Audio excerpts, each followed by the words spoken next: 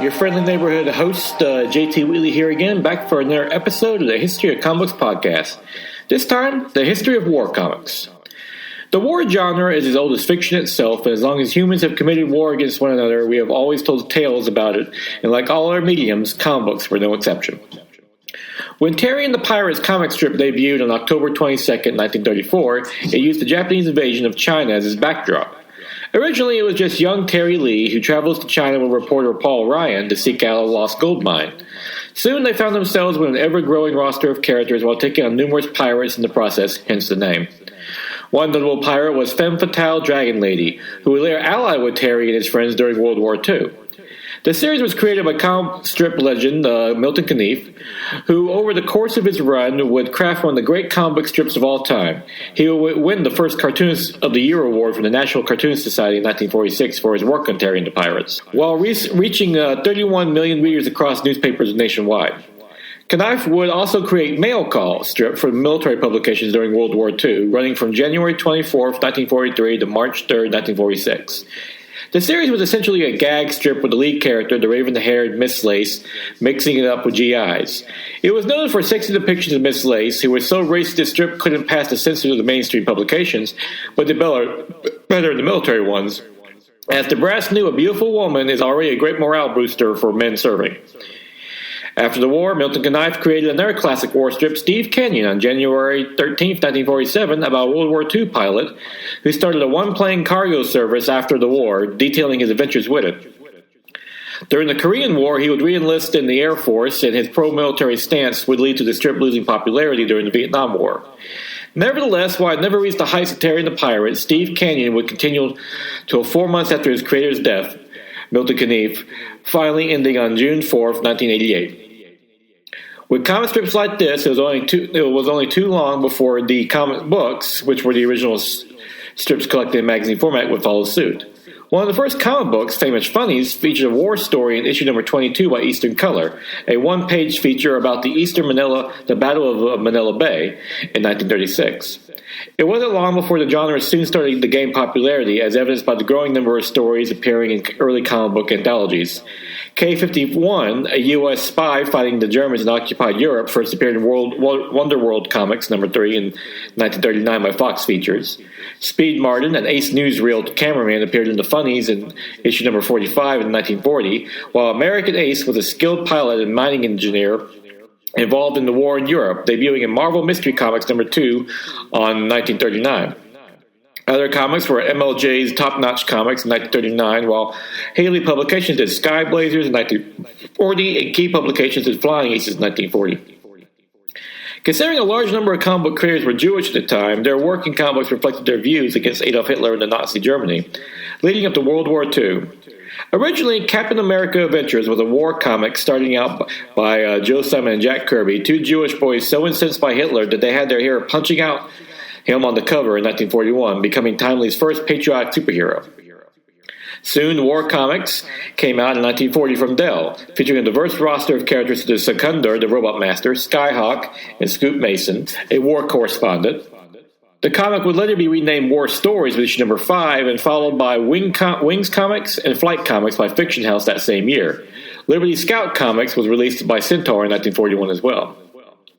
All of these comics were preceded the Japanese attack on Pearl Harbor on December 7, 1941. With that, the United States was officially in World War II, and the comic book medium went with it. Military comics, Ranger comics, and Air Fighters were soon produced that year in 1941 by Quality, Fiction House, and Hillman, respectively. War Heroes was produced by Dell in 1942, who also produced the True Aviation Picture Stories, True Comics, and Real Hero Comics. Devil Dog Comics was published by Street and Smith in 1942, and Boy Commandos was produced by National, also created by Joe Simon and Jack Kirby in that same year, and continuing their comic books war against the Nazis. U.S. Marines was also produced by the Magazine Enterprises in 1943. Some comic books went beyond just promoting the fight against Nazis during World War II with their stories, but also helping directly with selling war bonds. Harvey worked with the U.S. Treasury with War Victory Comics in 1942 to help sell war bonds that went to supporting the USO and Army Navy relief funds. By issue number 2, it was retitled War Victory Adventures number 2 in 1943. Other bond-selling comic books were How Boys and Girls Can Help to Win the War by Parents Magazine's Press, a one-shot published in 1942 as well. Much of the comic books produced during the 1940s were patriotic in nature, supporting the Allied efforts during World War II. After the war, the genre faltered, though the writing and the art were given a more realistic approach, as many of the comic book creators were military veterans who experienced war firsthand. This would be perfectly timed during the 1950s in the outbreak of the Korean War, leading to a revival of the war comic books in general. A number of notable comic book publishers during this time were Soldier Comics, Monty Hall the U.S. Marines, Tell to the Marines, U.S. Marines in Action, with the Marines on the battlefronts of the world, with the U.S. paratroopers behind enemy lines, G.I. Joe, Fighting Fronts, U.S. Fighting Air Force, Fighting Undersea Commandos, Fighting War Stories, Fighting Leathernecks, Battle Cry, War Battles, G.I. Combat, Battle Heroes, True War Experience, and Yanks in Battle. Atlas, the former Timely and Future Marvel, did Marines in Action, Battle, Battlefield, which was formerly Cavalry War Romances, Battlefront, Young Men in the Battlefield, Battleground, War Comics, Combat Kelly, War Combat, and Combat Casey. DC did Star Spangled War Stories, All American Men at War, Our Fighting Forces, Our Army at War, and GI Combat, which it acquired from Quality in 1957. Charlton did Soldier and Marine comics, later Fighting Army, Fighting Marines, Fighting Navy, formerly Don Winslow of the Navy, War at Sea, Army War Heroes, and Fighting Air Force. EC did Aces High, Frontline Combat, and Two-Fisted Tales. With the 1960s and the end of the Korean War, the war genre slowed down once again, and the outbreak of the Vietnam conflict didn't help. As while previous wars did bring about a revival of the war genre in comic books, an unpopular one like Vietnam made them even less appealing. However, some publishers took advantage of even that. Blazing Combat was a war comic produced in 1965 by Harvey Kurtzman and Hugh Hefner, along with Warren Publishing, which was notably anti-war. Other publishers, such as Marvel, instead referenced more popular wars, such as the Sergeant Fury and the Howling Commandos and Combat Kelly and the Deadly Dozen, preferring instead telling tales of World War II. Across the pond, the British were also producing war comics, such as Air Ace Picture Library, War Pictures Library, War at Sea Picture Library, Commando, and Battle Picture Library. D.C. Thompson launched Warlord, the first weekly war comic in Britain in 1974. It also produced Commando, which is currently running to this day at 5,000 issues and counting. IPC did Battle Picture Weekly 6 months later, which featured Charlie's War by Pat Mills and Joe Coughlin. And that is a brief and rambling overview of the war comic genre. Now we're going to do a much deeper dive into this genre, but with a different format than the previous History of Genre episodes of this series. Taking inspiration from the chief source of these episodes, War Stories, A Graphic History by Mike Conroy, which tells a chronological history of war through comic books, beginning from ancient history and moving up to present day. Thus, we'll be jumping back and forth with which comic books were published at what time, but still provide the usual rambling and too brief history of the war comic book genre. So with that, let's begin with, the beginning of war. While ancient war isn't one of the more popular subgenres of war comic books, it still has some notable entries. The first and foremost is 300 by Frank Miller, published in 1998 from Dark Horse, about the legendary Battle of Thermopylae. Fought in 480 BC, in which 5,000 to 6,000 Greeks led by 300 Spartans against an invading Persian army whose size was reportedly as high as 250,000. It is a classic tale that has been retold countless times. 300 remains one of the very best adaptations, with many considering one of Frank Miller's best work in general. It was later made into a 2006 movie adaptation by director Zack Snyder, grossing $456 million worldwide, and still considered one of the best comic book movie adaptations to this date. And for better or for worse, gave director Zack Snyder the pull to do his The Watchmen and DC comic book movies. 300 wasn't the first comic book to tell the tale, though, as Lion of Sparta also gave an account of the Battle of Thermopylae in Dell Movie Classics number 439, which was released in 1962. Drawn by Gerald McCann, it was an adaptation of the 300 Spartans film of that same year, which also inspired Frank Miller to make 300 as well. Blazing Combat number 4 by Warren Publishing also did an 8-page story of Thermopylae in 1966, written by Archie Goodwin and drawn by Reed Crandall. Another tale of ancient war was the Trojan War, an ancient Greek myth most popularly referenced by Homer in the Iliad, in which the Greek nations allied to destroy the city of Troy when its prince, Paris, ran off with Helen, the wife of Menelaus and the brother of Agamemnon, the leader of the Greek nations. It remains one of the great tales in ancient mythology, featuring such heroes as Achilles and Hector, along with even the Greek gods being involved. On the comic book side, the most notable adaptation of this is The Age of Bronze from Image Comics in 1998, written and drawn by Eric Schofer, which sets out to tell a realistic retelling of the Trojan War over 70 issues. Of interesting note, recent archaeological finds imply that the Trojan War may have actually been inspired by real events. To date, Schofer has completed 33 issues of his planned 7-volume series and won the Eisner for Best Writer-Artist in both 2001 and 2003. Another comic book adaptation of this classic tale was Helen of Troy in 1956 in Dell's 4-color number 684, drawn by the great John Buscema. Other tales of ancient war was Nigella, written by Arle Mayer and illustrated by Estevez Pols in 2005 and 2006 from Marwood Press, which told the life of Rabbi Shaul HaNagid. In the comic, he is Jewish Nagid as called a poet, warrior, and scholar while becoming the Grand Vizier of the large portion of 11th century Spain under the Ottoman Sultan. In British comics, The Wolf of Britain appeared in Express Weekly by artist Ron Embleton in 1957 about Wolfe and his band of raiders running the Romans out of ancient Britain. Heroes of Spartan ran an Eagle from 1962 to 1965 about Heroes, a Spartan boy abducted and raised to be a Roman senator's son, later enlisting in the army and shipping off to fight in Britain. Perhaps he fought against Wolfe at one point. Other historical British strips was Don Lawrence Carl the Viking and Lion from 1961 to 1966, The Wrath of the Gods in Boy's World, and later Eagle in 1963 to 64. Black Axe, The Saxon Adventure by Tom Kerr also appeared in Buster from 1960 to 1965. One of the most notable strips to highlight the medieval era history is the classic Prince Valiant strip by Hal Foster. First published on February 13th, 1937 by King Features Syndicate, it was a Sunday newspaper strip that has run to this day, set in Arthurian times about Valiant, a Nordic prince from Thule, near the present-day Norwegian coast. The epic strip is told in a unique format, using captions over war balloons along with realistic settings and stories, while still featuring tales of sieges, naval combat, and even early crusades. It remains one of the most popular comic strips to this day and has had many notable artists throughout the years, from Wallywood to Mark Schultz. Even Picture Stories of the Bible, the educational comic from early EC Comics, gave tales of ancient war. In issue number 2 in 1946, the comic features a story by Don Cameron about an Israeli and Philistines battle. Amazing High Adventures number 5 by Marvel in 1986 by Mike Barron also detailed the story of David and Goliath. Valor by EC was a short-lived comic book series about medieval warfare, featuring stories from everything from Roman gladiators to 18th century revolutionary France. Created by William Gaines and Al Feinstein, it meticulously researched comic book with many notable artists from Hollywood to Joe Orlando, but only lasted 5 issues as it was sadly part of EC's new direction line in response to the Comics Code Authority. However, like many of EC's classic works, it has been collected and reprinted numerous times, making for a must-read for anyone interested. Of course, war always follows wherever humans go, and the seas are no exception, with Navy combat a popular subgenre in war comic books.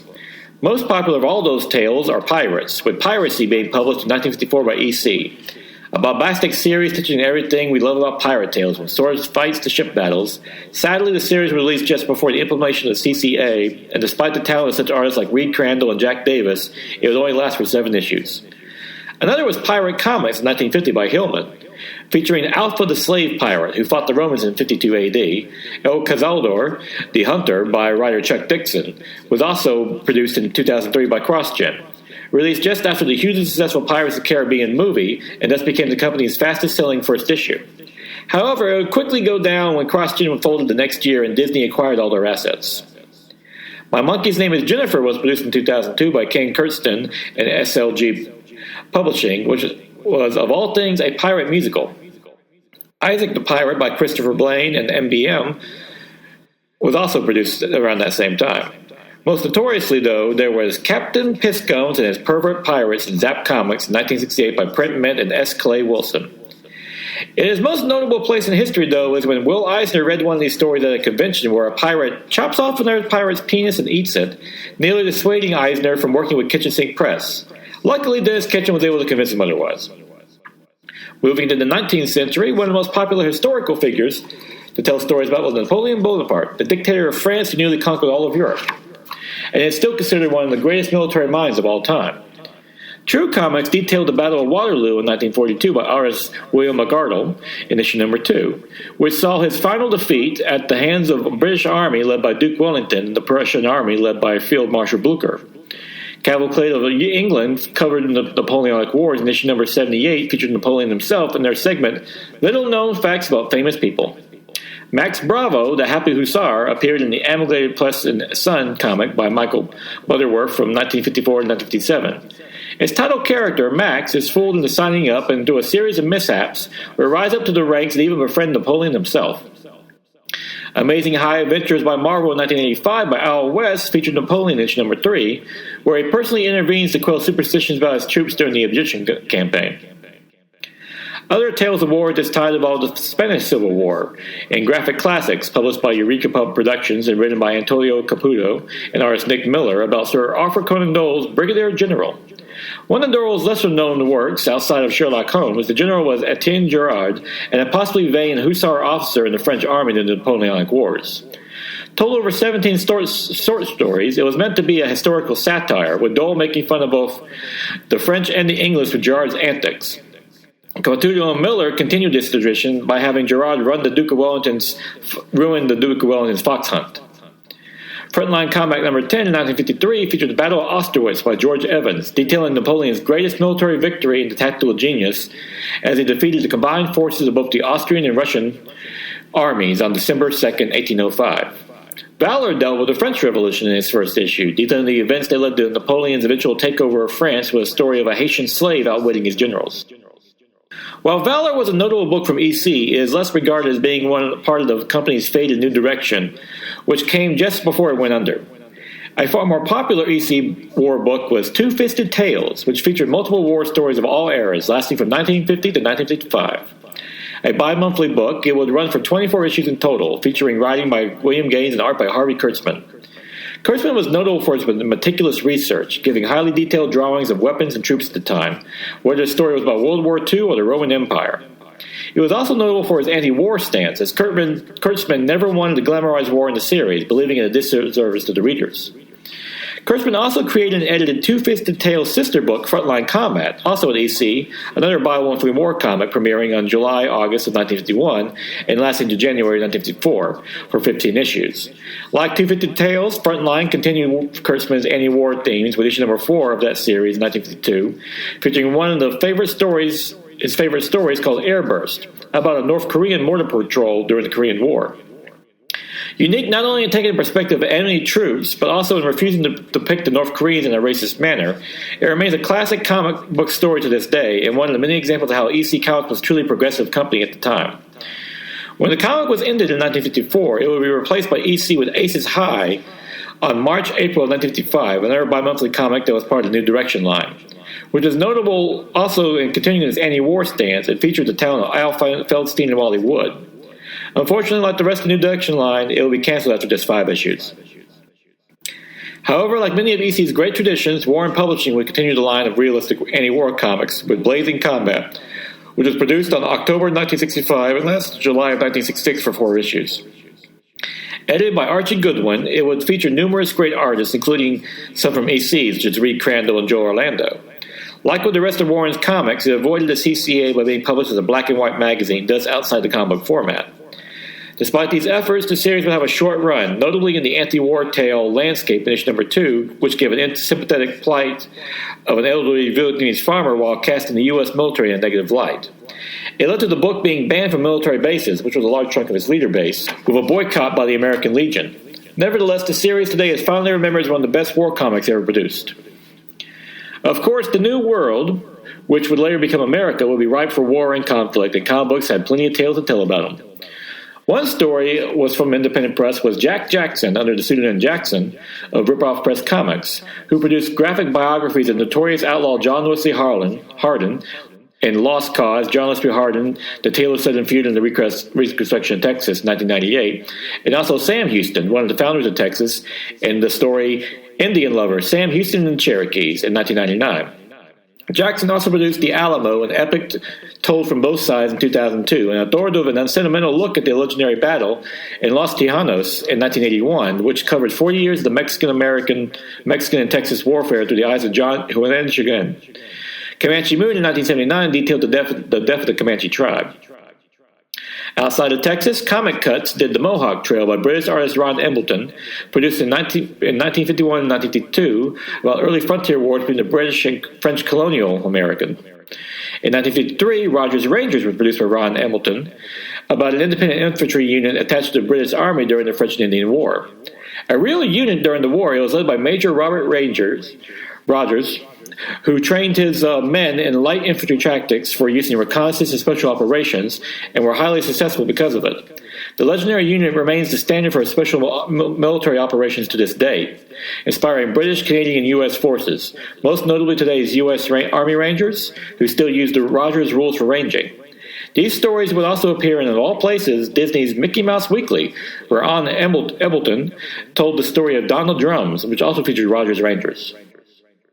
Indian Summer was also produced in 1983 by Hugo Pratt and Milo Manara, about the strained early relations between the colonists and Native Americans. Masterfully told, it shows how the differing views between colonists and Native Americans, whom the colonists call Indians, led to a short, bloody, and tragic war. Of course, the American Revolutionary War was ripe for comic book adaptations, with Pell's Point in 250 Tales number 28, 1952, by Wally Wood, about how George Washington and his troops escaped Manhattan, considered one of the turning points of the war. John Severin also did a George Washington story in issue number 29, which finds the general broken and ignored after failing to rally his troops, highlighting one of the low points of the American Revolution. E.C. had previously addressed the American Revolution in 1946 in Picture Stories of American History number 2. Charlton would somehow adapt the 1776 musical in 1973 with Tori Torlaco and Joe Gill as well. Give Me Liberty was produced by Ripoff Press, a satire of the Revolution for the bicentennial, featuring cartoonists like Gary Hallgren, Will Murphy, Ted Richards, and Gilbert Shelton. Herbie number 8 in 1965 also mocked Paul Revere. Published by American Comics Group, ACG, and written by Richard Hughes, writing as Shane O'Shea, with art by Odin Whitney, the story had the title character involved in the American Revolution, where he is the one to carry out Paul Revere's ride when his laundry doesn't arrive. Most notably of the comics about the Revolutionary War era was Tomahawk from DC, which lasted from September-October of 1950 to May-June of 1972. The character was previously featured in Star Spangled Comics number 69 on June 1947, created by Joe Samaxon and Edmund Good. Known as Tom Hawk or Thomas Hawkins, he was a soldier who served under George Washington during the French and Indian War, and will later serve again with Washington during the American Revolution, leading his Tomahawk Rangers. By issue number 35 and 36 in November of 1955, the character even met a young Davy Crockett, the cash-in in the popular TV show at the time, though not quite historically accurate, as Crockett wasn't even born then. In issue number 81, it helped establish the Tomahawk was part of the larger DC universe when it introduced Miss Liberty, who was the ancestor of DC heroine Liberty Bell. The series would last for 140 issues before ending in 1972, and the character has made sporadic appearances in DC ever since. On the independent comics front, Journey by Aardvark Vachon in 1983 introduced Wolverine McAllister, a 19th century trapper. Written and drawn by Bill Messner-Loebs, he would later do a follow-up series, Journey War Drums, for Fantagraphic Books, which was about the War of 1812. Northeast Passage by Scott Chancellor and Oni Press came out in 2005 about a small trading company in what was then known as Rupert's Landing in 1755, an area that was coveted by both the British and French during the war. Davy Crockett and the Alamo would be a popular character and event, and with the success of the Disney serial in the 1950s, nearly every comic publisher found a way to cash in on his name.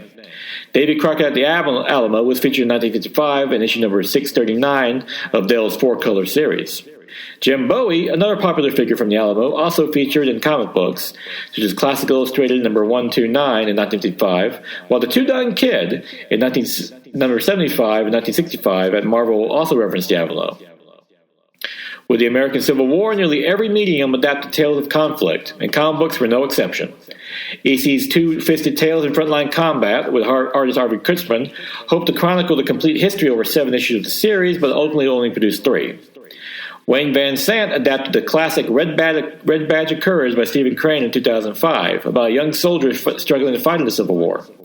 Van Sant previously produced comic book adaptations of Antietam, Sherman's March through the Atlanta to the Seas, Stonewall in the Shenandoah, Shiloh, and Gettysburg for Heritage Collection 1990s. Marvel produced epic battles of the Civil War in 1998, which also covered various battles throughout the Civil War, from Bull Run to Shiloh and Antietam, over 4 volumes. The series featured various artists, with George Woodward's art on Gettysburg's story being a highlight, as he was a Civil War buff and a popular artist from Mad Magazine. The Frontier Wars were also covered, giving a bit of a crossover with the Western genre. All-Star Western, the DC anthology that ran from May 1951 to July of 1961 in the first volume, and later revived in September of 1970 to May of 1972. While mostly dealing with Western stories, a popular character who crossed both genres in the series was Jonah Hex, an ex-Confederate soldier whose face is horribly scarred and becomes a bounty hunter in the West. First appearing in All-Star Western number 10 on February-March of 1972, he was created by John Albano and Tony DeZunga. The character has made consistent appearances throughout DC, including appearing in the Batman the Animated Series and DC Legends of Tomorrow. Hex even got a movie adaptation, Jonah Hex, on June 18, 2010, with Josh Brolin in the title role, but the less said about that film, the better. Highlights of History, a popular newspaper strip by J. Carroll Mansfield, featured a legendary frontiersman Kit Carson in 1931, who served as a scout in both the Mexican and American War and the American Civil War. Of course, he will also be featured in numerous Western comic books throughout the 1940s and 50s, along with other big names like Wild Bill Hickok and Wyatt Earp, who had a 34-issue run in Atlas. With World War I, otherwise known as the Great War, it was another source of stories for comic books. Some notable works was by an actual World War I veteran, Bruce Bairnsfather. Originally a member of the Cheshire Regiment after graduating from Sandhurst, he resigned in 1907 to become an artist. However, with the outbreak of World War I, he joined the Royal Warwickshire Regiment in 1914 as a second lieutenant, serving in a machine gun unit in 1915. He would be hospitalized in 1915 from shell shock and hearing loss after the Second Battle of Europe.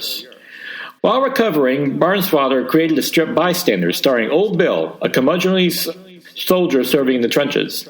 These works were recreated in Fragments from France in 1914 and the autobiographical Bullets in 1916. The character of Old Bill would become so popular that his mustache look reportedly inspired the name of the Old Bill mustache British police officers started to don after the war. Old Bill would become the subject of numerous plays, musicals, and films, while Bairnsfather produced an autobiographical Wide Canvas in 1939. During World War II, Bairnsfather continued the Old Bill strip while contributing to Stars and Stripes magazine and Yank, and even provided cartoons for military bases and nose art for aircraft. Bairnsfather would die in 1959, finding himself ultimately typecast as the creator of Old Bill, though his art reportedly inspired Bill Malden, a World War II cartoonist, but more on him when we get to that war. IPC magazines produced Battle Picture Weekly on March 1975 with less than 199 issues until January 1988. During its run, it will be known as Battle Action Force, Battle, and Battle with Storm Force, running for a total of 673 issues before merging with the revived Eagle magazine. While mostly featuring stories about World War II, it addressed numerous other conflicts, and World War I was no exception. In issue number 200 on January 6, 1979, it introduced Charlie's War by writer Pat Mills and Joe Coughlin, about Charlie Bourne, a 16-year-old kid who volunteers in World War I. The series would last till October 4, 1986, and follow Charlie from a gung-ho kid ready to fight to slowly becoming jaded from his involvement in the Battle of Somme, Europe, and the final advance in 1918. It was a realistic and harsh strip, showing the reality of gas attacks and tank battles, while demonstrating stories of heroes and cowardice on both sides. The series would end with Charlie reluctantly re-enlisting in the British Army in 1940, with the outbreak of World War II after his son Lynn joins before finally deciding he's had enough of war. The strip today is still considered one of the greatest war comics of all time, to the point that the 2006 reprint of the series received the Eagle nomination. A comic book that took on a little-known but powerful event of World War I was White Death by writer Robbie Morrison and artist Charlie Adlard in 1988, detailing how 60,000 Italian troops were killed when buried in a deliberately triggered avalanche in 1916 in the Trentino Mountains, a border area between Italy and the Austro-Hungarian Empire. Taking place from the perspective of Pietro Agustin, he grew up in the area and is charged with setting the very charges that destroy the enemy. It remains a powerful story about the senselessness of war through the eyes of an ordinary soldier. One of the innovations of World War I came with warfare was that it was the first to significantly feature aerial combat, whether it being dogfights or bombings. EC Comics series Two Fisted Tales of Frontline Combat has such stories as in Aces High in 1955, which specialized in tales of fighter pilots. Issue number 4 features the story of George Evans, whose meticulous research also again paid off about an officer harassed by a subordinate over his cavalier treatment of life. And with that, we will conclude this episode for now, but we will continue in the history of war and war comic books as we continue into World War I and eventually into World War II, which will be one of the biggest subjects in all of the comic book genre.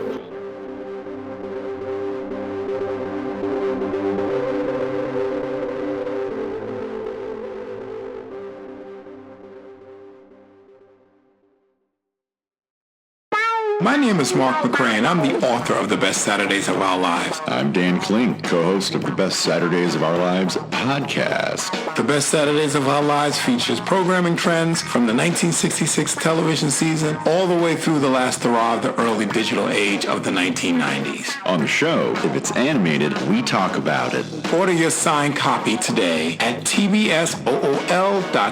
And listen to the podcast at esonetwork.com and all podcast platforms. And now is May 15th, 2025, time for the favorite comic of the week. Transformers, number 20 by Daniel Warren Johnson and Jorge Corona, which finds the Autobots reeling at the return of Megatron as they try to gather for the ultimate battle ahead, including calling some allies. Meanwhile, the Autobots on Cybertron, though outnumbered, decide to actually make a move of their own, with Shredhead, the new Autobot, wanting to make a name for himself as well. This is just once again, another great issue that shows how great the Indiana universe is, and Warren Johnson does a great job of just doing both a mix of new and old. Of course, Shredhead's like a new Autobot that he created for the series, but also he brings in some classic old characters. They understand why Autobots probably brought them back because, well, they're about to get some deep trouble, so they need some of their heavy hitters, and those that were fans of the original franchise will definitely recognize them. And it's matched by Jorge Corona's art, which once again he matches Danny Warren Johnson's original art run, but also has a nice mix of cartoony yet gritty, and showing off especially with the Autobot and the Decepticon action. Like, for instance, Megatron, he is a bad dude in this, and he messes people up, and you get why the Autobots are afraid of him now that he's returned. So all in all, just another great example of why the Indiana universe is so great, and just great seeing this franchise back and at an A-level rising in art. And with that, we'll conclude this episode of the Archives. With Memorial Day coming up, I figure a reposting of the History of War comics would be a good starting point. Join me again next week for the second part of this Archive edition. Until then, go out and enjoy some good comic book. And definitely check out Transformers and all Indiana universe. That's just some great reading in general.